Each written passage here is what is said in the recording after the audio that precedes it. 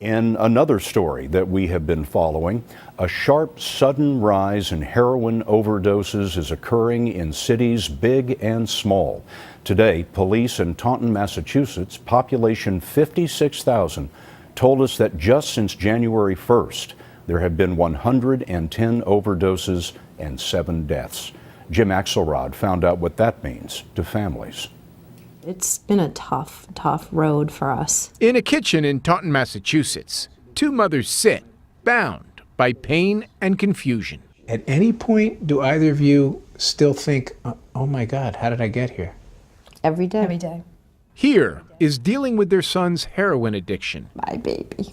We met Sue Sear the day after she buried her son Eric, dead of an overdose at 32. Everybody says he's at peace, but I'm in the nightmare. Lori Gonsalves discovered her son Cory was using 4 years ago when he was moody on Christmas Day. My husband knew something was up, so my husband broke the door down and walked in on him with a needle in his arm. What do you do to make sense of that when it's Christmas Day and your kid is shooting up? You can't even make sense of it. Cory lived but suffered brain damage. Once a high school pitcher, quarterback, and National Honor Society student. Y. It's not a Y. V. It's a V. This is Cory now. When you think about playing high school baseball and high school football, what are those memories? They're good memories with good friends.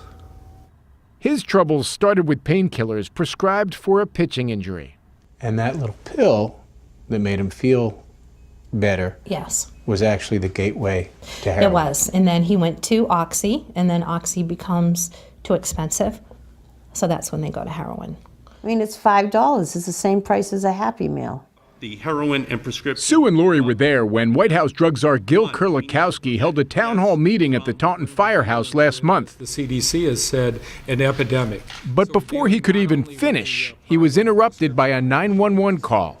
Another overdose. Engine 1, you're responding to number 81 Oak Street, possible overdose. You couldn't have staged it better. It's like, this is true. This is really a problem. For these 2 moms, silence is the enemy. I have 2 choices. I could stay in bed or I could fight. Staying in bed isn't going to help anybody. In their anguish, they've found their purpose, making sure we hear about the horrors of heroin from those who've suffered most. Jim Axelrod, CBS News, Taunton, Massachusetts.